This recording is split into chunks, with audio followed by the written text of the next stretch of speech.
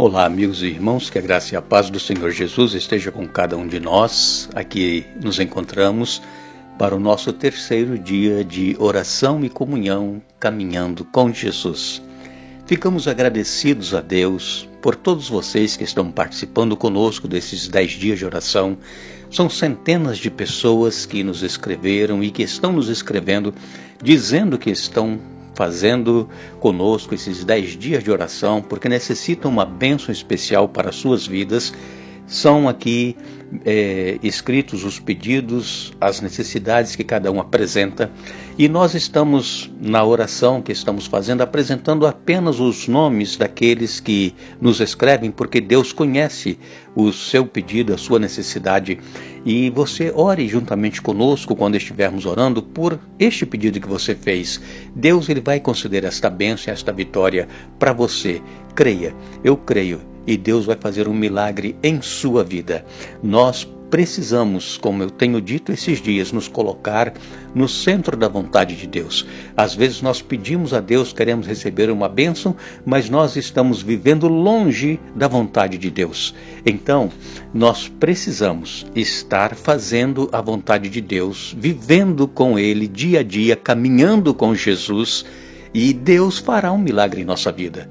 Não adianta nós pedirmos uma bênção, mas nós estamos vivendo longe do centro dessa bênção. Nós estamos fora do lugar da bênção. Então muitas pessoas às vezes não têm recebido bênçãos porque não estão no lugar certo para receber a bênção. E o lugar certo onde é? Ao lado de Jesus. E Jesus não vai deixar de nos ouvir, de nos responder, de nos abençoar. Eu tenho certeza de que se todos nós que estamos participando desses 10 dias, nos colocarmos no centro da vontade de Deus, Ele fará maravilhas em nossa vida. E este caminhar com Jesus não é somente nesses 10 dias, é apenas o início.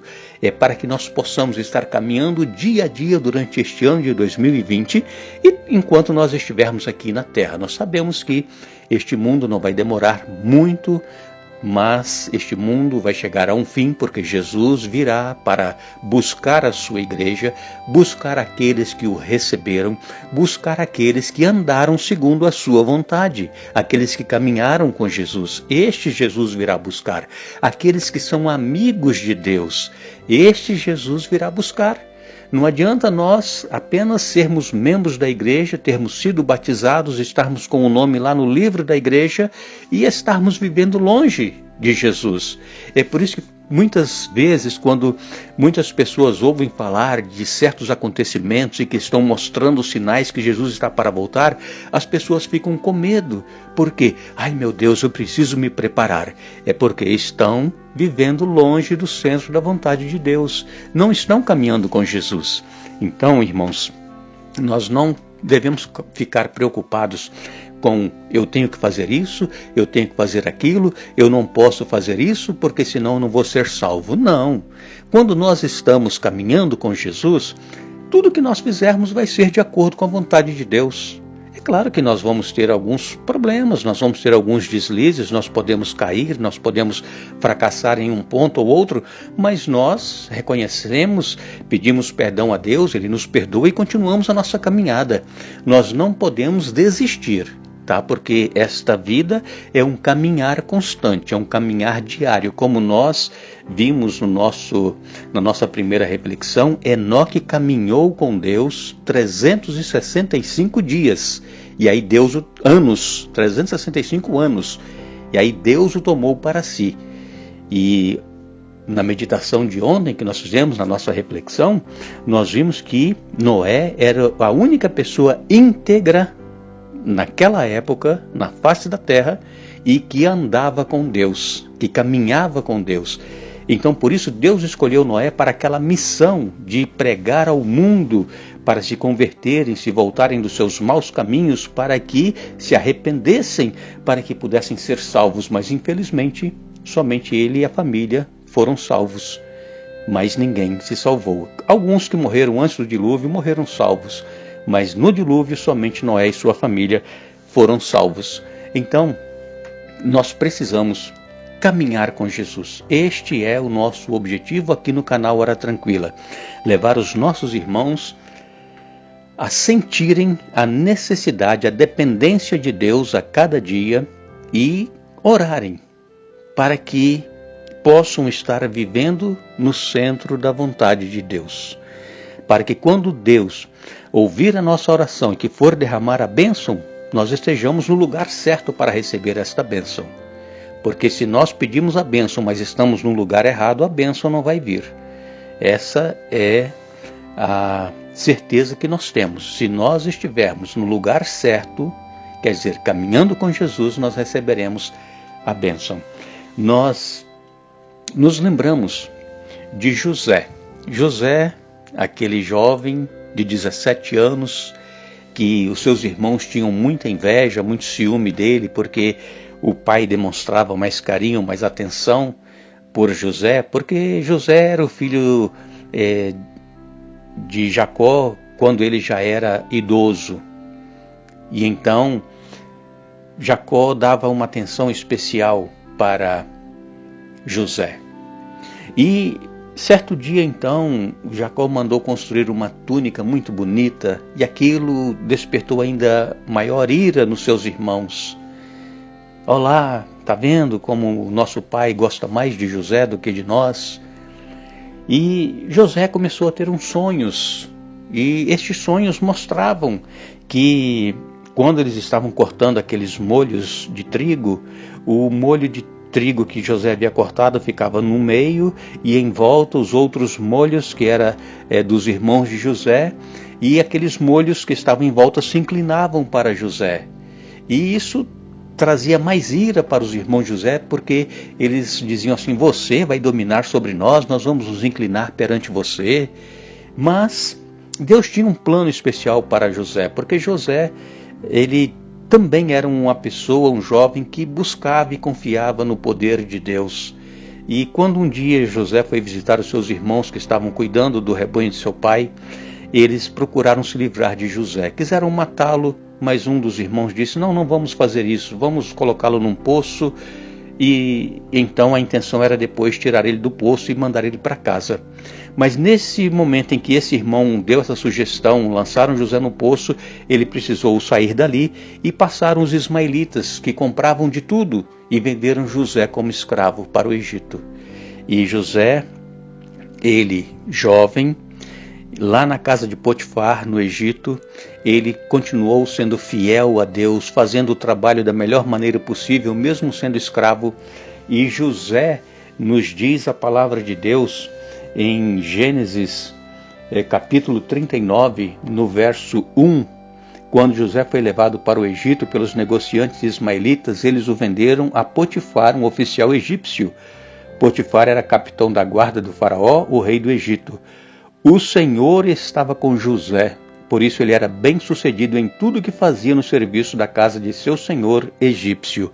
Então, José, ele fazia a vontade de Deus em sua vida, e o Senhor era com José, mesmo lá no Egito, como escravo. Deus não abandonou José, e José permaneceu fiel a Deus, mesmo sozinho numa terra estranha. Ele continuou sendo fiel a Deus.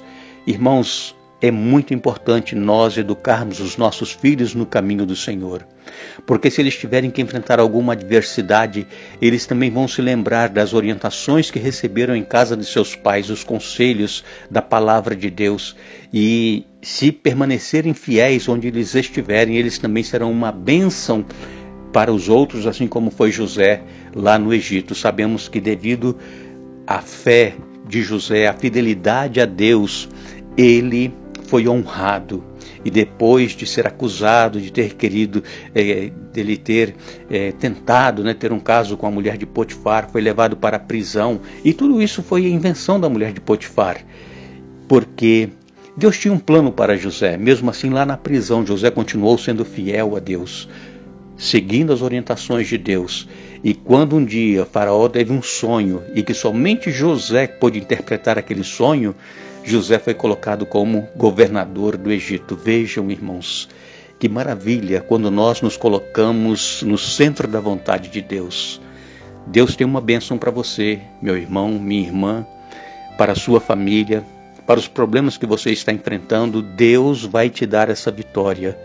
Você que nos escreve pedindo para que Deus envie para você um esposo, um marido, servo do Senhor, você que está no centro da vontade de Deus, Deus vai conceder essa bênção a você.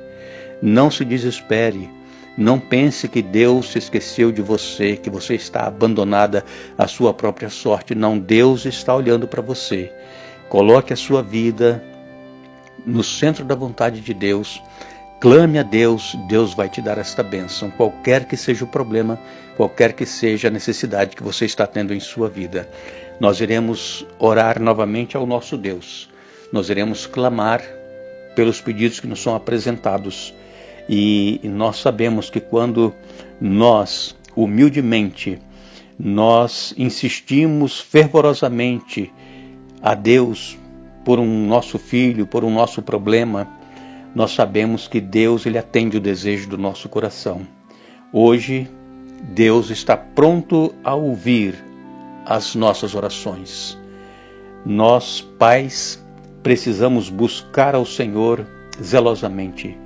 Nós precisamos deixar que Deus encha os nossos lábios com argumentos e, por amor do seu nome, trabalhar em prol da conversão dos nossos filhos. Nós queremos orar e vamos aqui novamente estar mencionando em nossa oração alguns nomes daqueles que nós temos aqui, que estão participando conosco dos 10 dias de oração e que estão também apresentando os seus pedidos, que Deus sabe quais são. Oremos.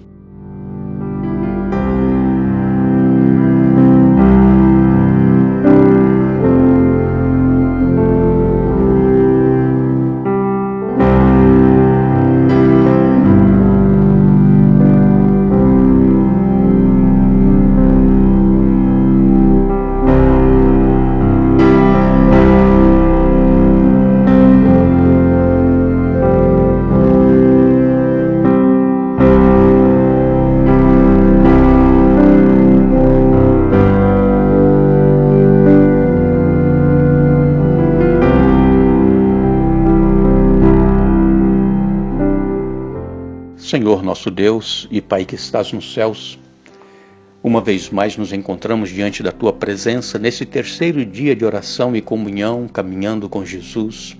Nós estamos vendo exemplos na palavra de Deus de pessoas que, mesmo em situações adversas, permaneceram fiéis a Ti e que foram honradas por sua fé.